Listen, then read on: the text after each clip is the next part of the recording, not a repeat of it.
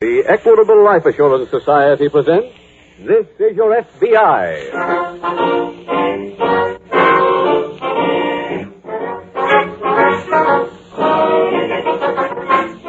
This is Your F.B.I., the official broadcast from the files of the Federal Bureau of Investigation. Presented as a public service by the Equitable Life Assurance Society of the United States and the Equitable Society's representative in your community.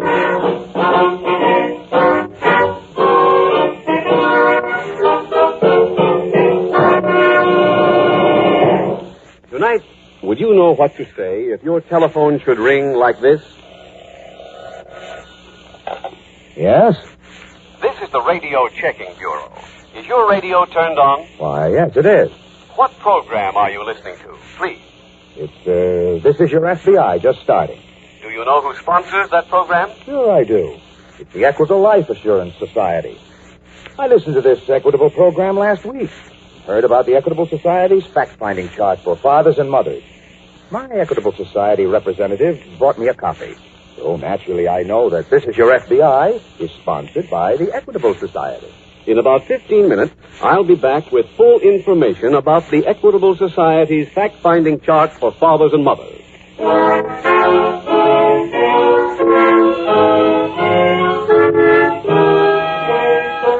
Tonight's FBI file, The Sorrowful Safecrackers.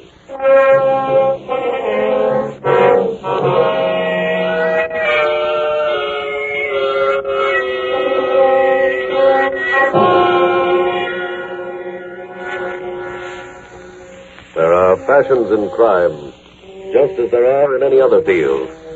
And while there are some who go against the trend, most criminals, like most legitimate citizens, follow the current fashion religiously. Some years ago, for instance, if a criminal wanted a quick reputation among his fellows, or if he wanted the biggest possible loot, he planned to rob a bank. In those days, bank robbery was almost a common crime, for banks were poorly protected. But today, all that has changed. Few criminals will undertake the tremendous risk involved in robbing a bank. In one 6-month period last year, for instance, there were only 21 bank robberies attempted. Thieves have turned to attacking easier targets. That is, most of them have. But despite the overwhelming odds against them, there are still some criminals who believe that they can succeed where so many others have failed, who believe that they are smarter than the law.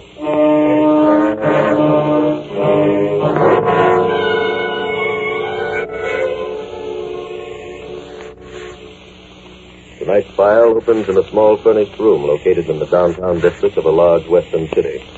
Harry Wheeler, a lean, hungry-looking young man, is reading a book when there is a knock at the door. It's open. Hi, Harry. Oh, Frankie. Hey, it's getting cold out. You got a drink handy? Yeah. Here's a bottle. Help yourself. Thanks. Hey, what are you doing? Reading? Yeah. What are you wasting your time with that for? I ain't wasting my time. This is very special reading. Hit me with it. Well, I don't know quite how to tell you this, Frankie, but for the last couple of months, I ain't been getting no fun out of my job. Hey, what do you want with Frank? You get money, don't you? Yeah, sure. But in the beginning, every time I cracked the safe, I got a big jolt. Now it's nothing. Yeah, that don't make sense. It don't to you, Frankie, but it does to me. That's what made me go to a psychiatrist. A what? Well, them doctors who make you talk. You mean like that guy in the picture with Ingrid Bergman? Yeah, that's right. What do you need with one of those guys? You going crazy? No, of course not. I went to him because I needed to get straightened out. I did. That's why I'm not doing any more jobs. What about tomorrow? You and Rip have to get another guy. Now, look, Harry, we got... My mind's made up. But what about tomorrow? The doc says I should never been a thief in the first place. What does he want you to do? Get a job in a grocery store? No, he thinks I ought to get away from the city. So I'm gonna. You're gonna what? I'm gonna take his advice and get me chicken farm. Now, look, Harry, the job is all set for tomorrow. Where is Rip gonna get another guy that quick?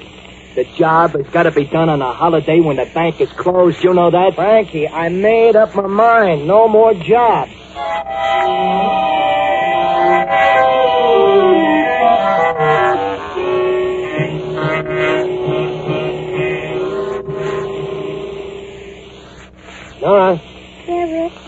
fix me another drink, will you? This is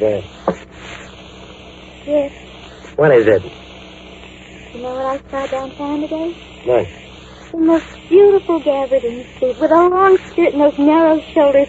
You'd love it on me.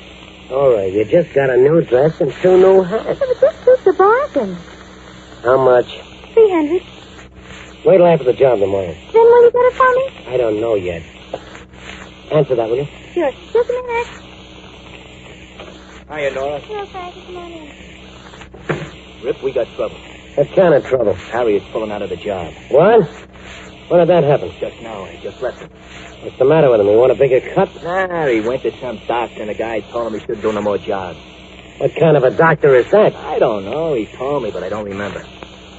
I better go talk to him. Talking do no good, Rip. He says he's finished. All right, don't get excited. Don't we have to do the job tomorrow? We'll do it tomorrow. And we'll do it with Harry. But I'm telling you, Rip, talking will do no good with him. His mind is... Wait a minute. Honora. Yes? You want to get that gabardine suit? Oh, honey. Not so fast. First, you got a job to do. What kind of a job? Harry Wheeler's always been a little strong for you, hasn't he? I think Harry likes me. Don't con me, honey. This is important. So he has a yen for me. It's not my fault. I'm not blaming you.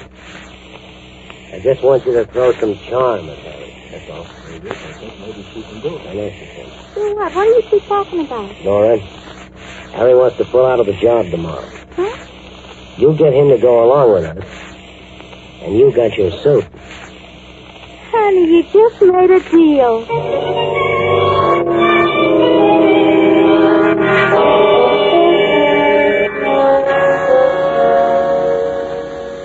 2 days later, in the local F.B.I. field office, Special Agent Jim Taylor is seated at his desk when Agent Don Brooks approaches.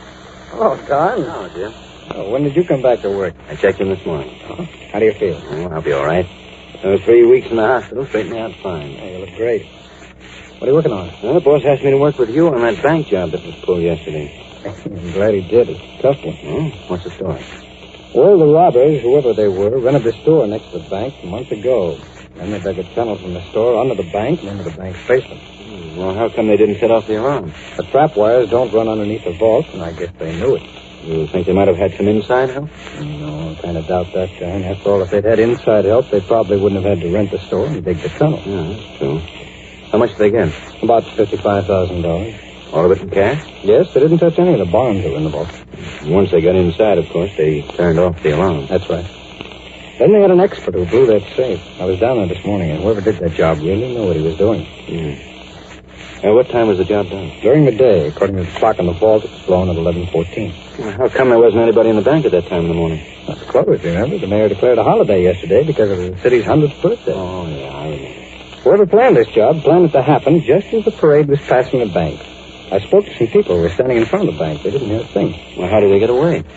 Oh, I imagine they came back through the tunnel and out of the store. After that, they could meld into the crowd in a minute. Any fingerprints on the vault? Not only no fingerprints, but not a single clue anyplace. Who rented the store? The man who gave his name is William Adams, paid cash for the first 2 months' rent. I guess William Adams is not available, huh? Correct. He gave the landlord a fake address, so it probably isn't his right name either. Any description on it? No. The renting agent couldn't remember much about him. Well, you were right when you said this was a tough one, Jim. What do you think we ought to do for a start? Well, Don, I think the best thing to do is get out the file of known bank robbers and take their pictures out of that renting agent. If he recognizes any of them as Adams, we start to look for him. And if he doesn't? If he doesn't, we'll try somewhere else. But for now, let's get those pictures and go to work.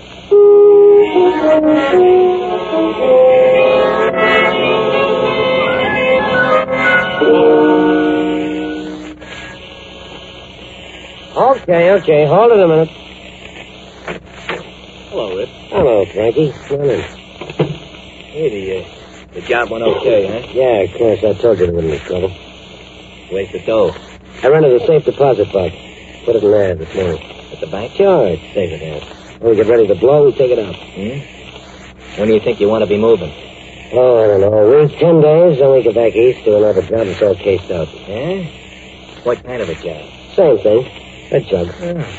Hey, who do we get to fill in for Harry? We don't need anybody. He'll be there. But he told me he was going to take the move from this job and pay for that chicken farm. How can he pay for the farm if he ain't got the dough? Well, his end will be more than the farm cost. I'm not giving him a dime. Oh, now, Rip, what'll that prove? Then he'll only get sore and never do another job. Yes, he will. He'll be back. What's going to make him? Nora. Oh. After we went to the bank this morning, I sent her down to see Harry. He's going to throw some charm in. And make him stay with us? That's the idea. Then with Harry, all we got to do is 4 or 5 more jobs like this. We can all quit with plenty of money in the bank.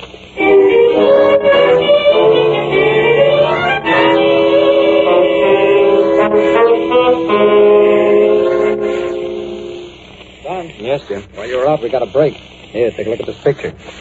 Well? The blow-up of a section of yesterday's parade. The newspaper photographer who took it just brought it in. Take a look at that background. See the bank? Mm-hmm. And the store next to the bank? Hey, there are 3 men coming out of that store. That's right. Here, take a look at this, through this glass here, the funnel right there. Yeah, it must be the money. Mm-hmm. Unfortunately, only one face shows up in the picture. He's been identified, though, as a thief named Joe Stewart. Well, what are these other pictures? Oh, well, those are a gallery of everyone who was ever arrested as Stewart. They ought to come in handy. Mm-hmm. Say, did you notice the suit on the one who's holding the door open for the other 2? Or the one whose back is turned to the camera? Yeah. That's a pretty loud stripe to show up so clearly in a picture taken at that distance. Who took the picture, Jim? One of the regular photographers in the Morning Dispatch. He just went up to the second floor of a building to get a better angle on the parade. Has it appeared in the paper? Mm-hmm. Oh, too bad. Oh, you mean because it'll warn the bandits that we know who they are? Mm-hmm. They'll really go under. Yes, but by the same token, we also have a whole city full of helpers now. If anybody sees this man anyplace, they'll call the police. Mm-hmm, that's true. And if they stayed in town thinking they had done a perfect job, they'll have a tough time getting transportation out. Mm. Every bus line, railroad station, and airline ticket counter's been alerted. Good. Well, what do you think we ought to do now, Jim? First thing to do is find Joe Stewart. Let's take another look for his record and see if we can get a lead.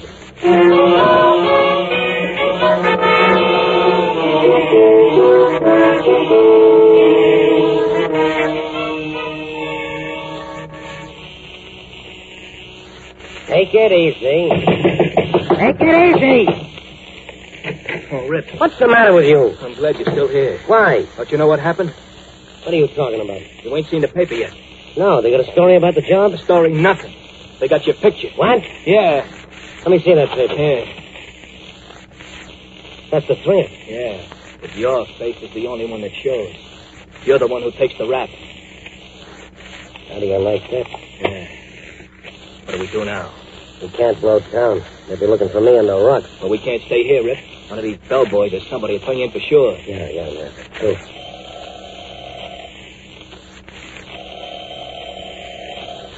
You take it, Frankie. Okay. Hello? Well, Frankie, this is Nora. Oh. It's Nora, Joe. Give me, Frankie. Yeah. Nora, Yeah? you still with Harry? Uh-huh. You better get back here right away. I can't go. Why not? Harry don't want me to. That's all off now. But you asked me to talk him out of buying that chicken farm. I know I did. Well, I did what you asked me to do. He's not going to buy the farm. I don't care about the farm now. Get up here as fast as you can. We got to make a quick move. You mean because your picture was in the paper? Have you seen it, huh? Yeah. Well, then get back here. We got to go under. Joe, What? you'll have to go by yourself. What do you mean? Instead of buying the chicken farm, Harry's going to Florida. And I just promised him that I'm going with him. Goodbye. Hello? Hello? Hello? What's the matter, Rip? Nora and Harry. They're double-crossing us, Frankie. They're going to go to Florida together. Yeah, so what? What do you lose? Just another stupid dame. Just another stupid dame, huh? That stupid dame happens to have the other key to my safe deposit box. What? And all our dough is in that box.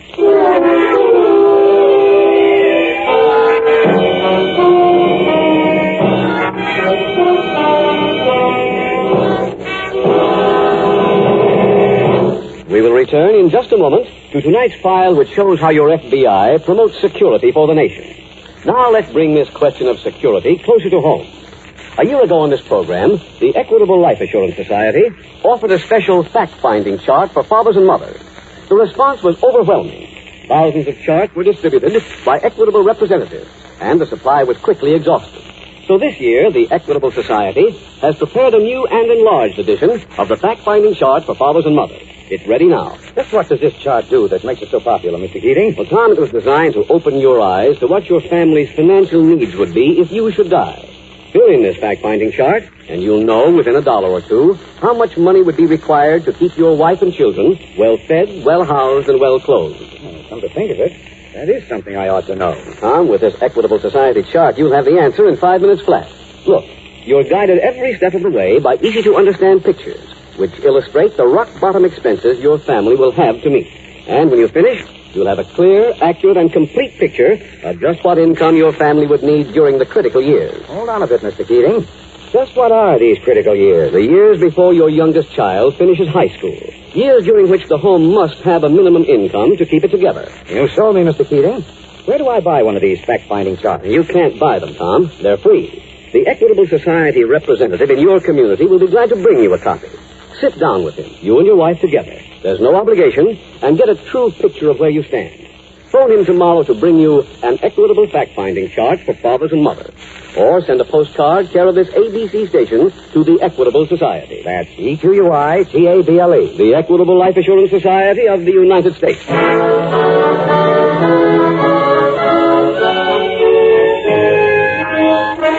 And now back to the FBI file, the Sorrowful Safecracker.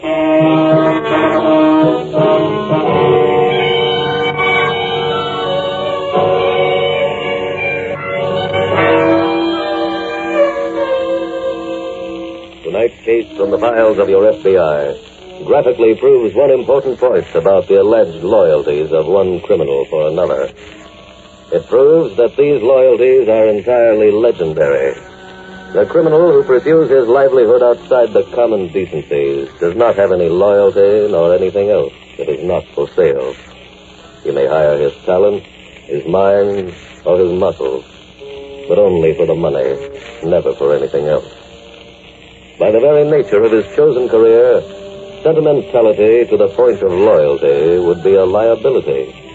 Because while it is true that a criminal may plan his every action, there is no way of his foretelling one important thing, and that is, who is going to double-cross him next. The only more important element in his plans is, who can I double-cross next myself?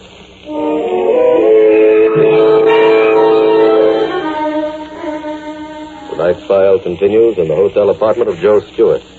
He is seated in an upholstered easy chair, running his fingers nervously through his hair. How could she do this? She spent every dime I had on her. I know. Why would you want to leave a guy like me for a monk's like Harry? The dirty crooks have probably emptied that safety deposit box by now. Well, even if they have, they're not going to swing with my dough. They ripped. What? How come you give Nora one of the keys to the box? In case I get into a jam and I couldn't go get the dough myself. I never figured she'd double-cross me. Well, we still got to get out of here. How can we move without dough? You carrying anything? Yeah, about a yard.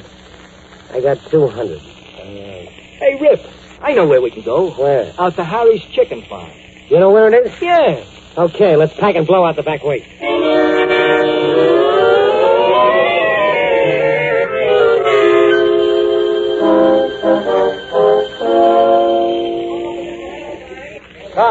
Don, here I am. Oh, fine, Jim.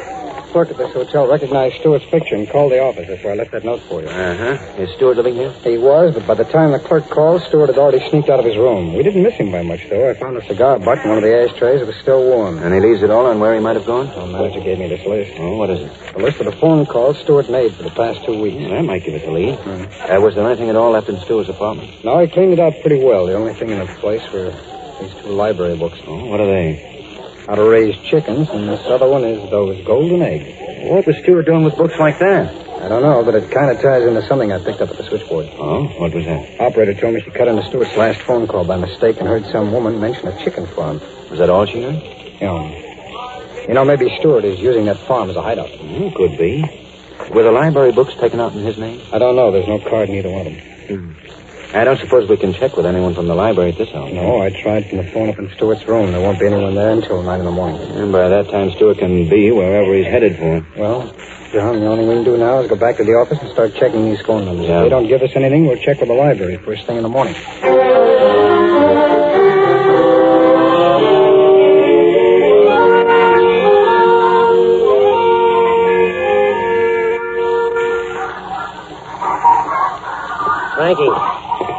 Frankie, get up. Oh. Come on, get up. Okay. You're all dressed, huh? I haven't been to bed yet. Why not? Those chickens, they drive you daffy. I kind of like it. Are you kidding? Look, I've been thinking how we can get our dough. In the safe deposit box? Yeah. I remember that when Nora called me yesterday afternoon, I looked at my watches. It was exactly 4:50. Well? Banks closed at 3 o'clock. That means they couldn't have gotten the dough yesterday. Hey, that's right. Nora will go to the bank as soon as it opens this morning. What did you say? I said Nora will go to the bank as soon as it opens this morning. Oh. I want you to get dressed and meet her. Huh? Will you get dressed and get out of here?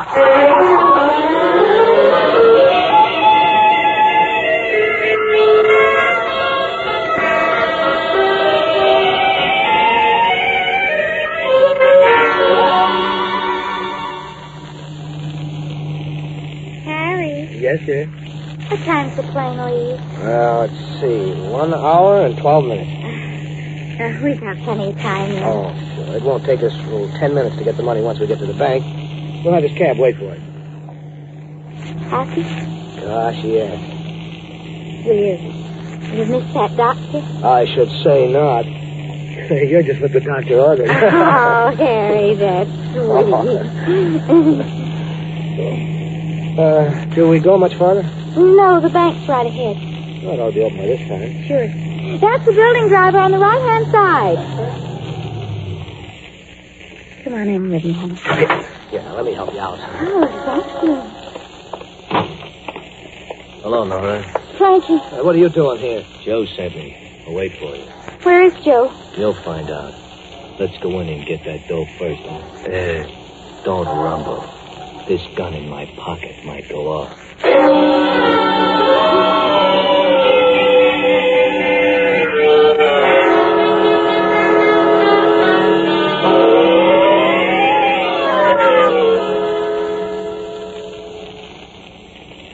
Sorry, I kept you waiting, Jim. Okay, I just got back here myself. Who's this Harry Wheeler who lives here, Jim? I don't know, but he's the one who took those books out of the library. Oh, I see. I came over here right from the library, but Wheeler was gone. Landlady said she didn't know when he was coming back. Oh, that's why you wanted that search warrant. That's right.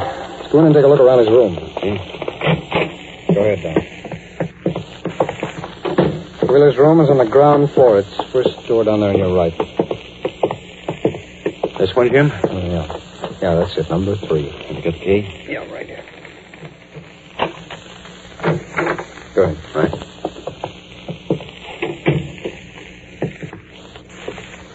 Oh, not much to search in here. It doesn't look that way.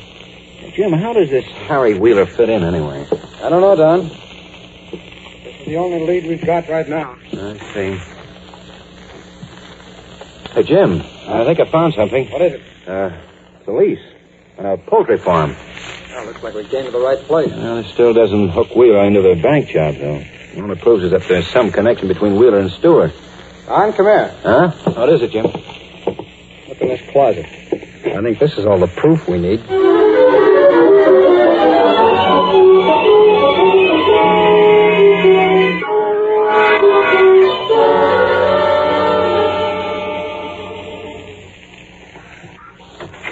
Who's that? It's me, Joe. I got company with me. Did you nail him? Yeah, I got him all right. Here's the dough. Joe, honey. Shut up. Frankie, what'd you bring him back here for? What else could I do? Knock him off in the bank? He brought us here against our will. Nora and me wanted to go away. That's not so. Huh? I didn't want to go away with you at all. Nora. You got me into this, Joe. You made me force my attentions on him. I did it all for you. Joe, she's breaking my heart. You stay out of this. Joe, honey, I was only doing like you asked me to do. Frankie, let's get out of here. Joe! Come on, Frankie. Right. There we are, Stuart. What? Who is that? Don, see if any of them are loaded. Right. Cops, huh? Special agents of the FBI. Frankie, you let him tail you here. We didn't have to. We found the lease to this place in Wheeler's room. We also found the suit that he wore when you 3 did the bank job. That suit with the loud stripe? That's right. The next suit for all of you will have stripes, too. Now, come on, let's get back to town.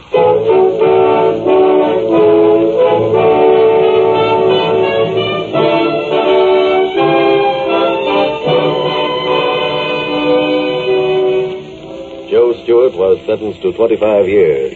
His confederate Frankie, 20 years. Harry and the girl, 15 years each. on charges of bank robbery. And thus, because of careful investigation and the determination to follow every clue to its logical conclusion, your FBI was able to check the careers of 4 criminals and also was able to return the stolen money. Stolen money that formed part of an aggregate total of more than $36 million, which was returned to you, the citizens of America, after it had been stolen. That, too, is part of the protection which you receive from your local law enforcement agencies and from your FBI.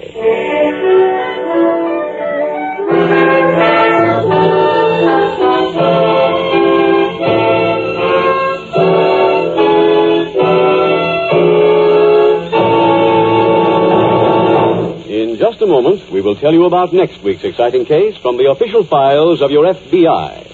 Now, for a moment, let's get back to the Equitable Society's fact-finding chart for fathers and mothers. I've been looking over that chart, Mr. Keating. The way I figure it, it's going to take a load off my mind. From now on, I'm going to stop taking chances with my family's future. And as a first step, I'm going to get one of these charts for myself. Well, Tom, the man who'll see that you get one of these fact-finding charts is your Equitable Society representative. No charge or obligation, of course. Make a note to phone your Equitable Society representative soon. Or send a postcard, care of this ABC station, to the Equitable Life Assurance Society of the United States.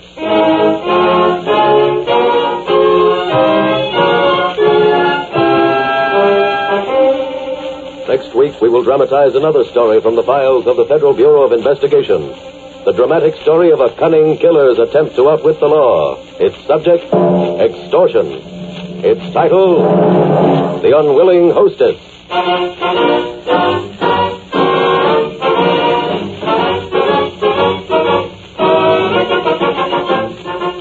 The incidents used in tonight's Equitable Life Assurance Society's broadcast are adapted from the files of the Federal Bureau of Investigation. However, all names used are fictitious, and any similarity thereof to the names of persons living or dead is accidental. Tonight, the music was composed and conducted by Frederick Steiner. The author was Jerry Lewis. Your narrator was William Woodson, and Special Agent Taylor was played by Stacy Harris. This Is Your FBI is a Jerry Devine production. This is Larry Keating speaking for the Equitable Life Assurance Society of the United States and the Equitable Society's representative in your community. And inviting you to tune in again next week at this same time when the Equitable Life Assurance Society will bring you another thrilling story from the files of the Federal Bureau of Investigation. The Unwilling Hostess on This Is Your FBI. This is ABC, the American Broadcasting Company.